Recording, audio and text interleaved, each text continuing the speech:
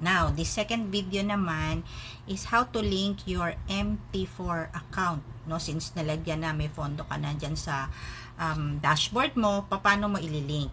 Punta ka sa packages. Okay.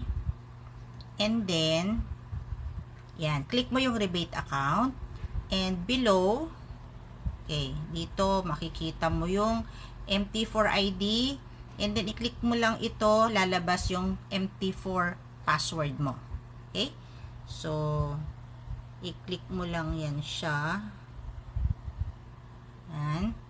And then, kung ano yung MT4 ID mo, punta ka ngayon sa MT4. Punta ka dun sa MT4 mo. Ay, sorry.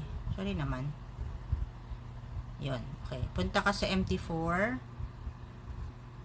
MetaTrader 4, and then dito punta ka sa manage account.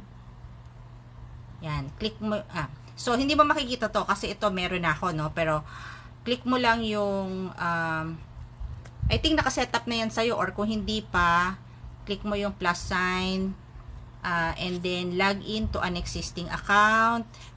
Type mo yung Raynar, lalabas itong Raynar group.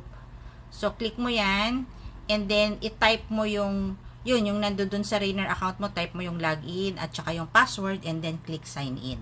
So, ganun lang siya kasimple. Napakasimple lang. Once na na-open mo yan, once na na-open mo siya, yun na yun. Makikita mo na yan siya palagi. You will see it every time that you log into your MT4. Ganun lang siya kasimple. Okay?